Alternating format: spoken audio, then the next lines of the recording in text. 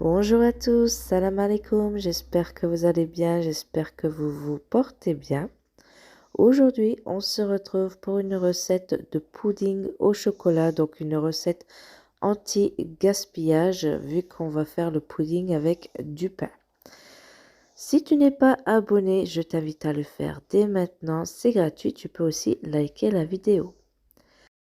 Je commence par mettre le sucre et le lait dans une casserole. Et je vais le faire chauffer. Donc, pas besoin d'aller jusqu'à l'ébullition. On veut juste réchauffer le lait pour qu'il soit bien chaud, que le pain absorbe bien. Je mélange le sucre qui est au fond pour pas qu'il brûle, pour pas qu'il devienne du caramel. Pendant ce temps, je prends mon pain rassis. Donc là, c'est du pain de 2 jours. Et donc, il est encore mou. Mais il n'est pas dur. Surtout, ne prenez pas du pain dur, sinon ça va absorber encore plus de lait. Donc vraiment, c'est une recette qui va nous éviter de jeter le pain. Donc je viens découper mon pain en petits morceaux. Le temps que le lait chauffe bien. C'est une étape qui prend un peu de temps, mais franchement, ça vaut le coup pour la recette. Une fois que j'ai fini de découper mon pain en morceaux, donc voici la taille que vous devez faire. Je prends la casserole de lait et je viens ajouter 100 g de chocolat noir.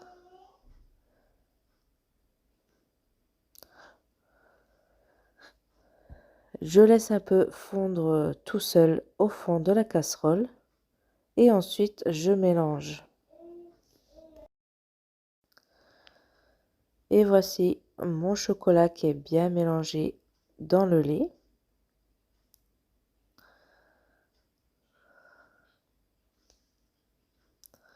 Maintenant, je reprends le pain et je verse le lait au chocolat par-dessus.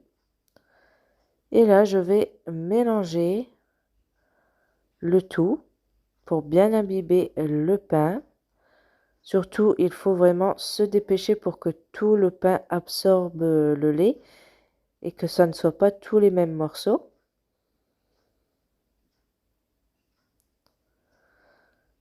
Là, ça va aider le pain à se ramollir.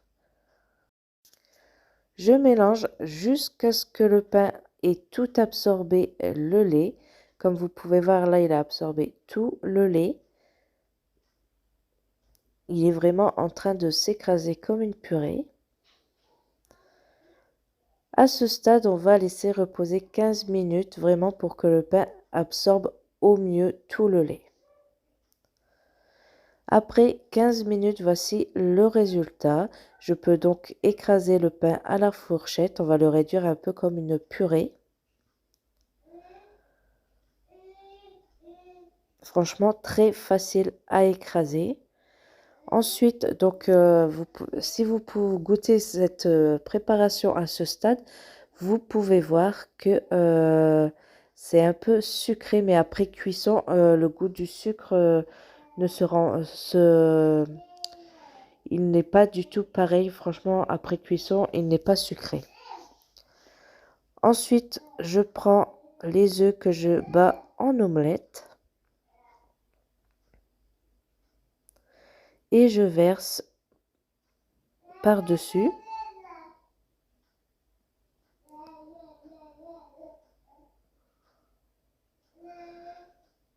Et je mélange le tout. Donc dans cette recette, pas besoin de farine, le pain vient remplacer la farine.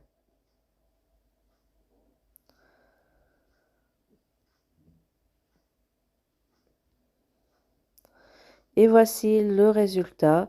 Ensuite, je prends un plat qui va au four. J'ai beurré mon plat et je verse toute la préparation à l'intérieur.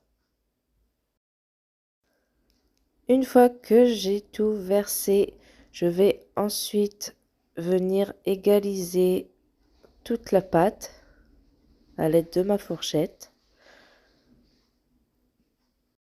Ensuite, je l'enfourne à 180 degrés pendant environ 40 à 50 minutes. Tout dépend de votre four. Pendant la fin de la cuisson, vous pouvez voir qu'il gonfle. C'est tout à fait normal. Justement, ça prouve que votre gâteau est cuit. Donc, plantez la pointe d'un couteau pour vérifier.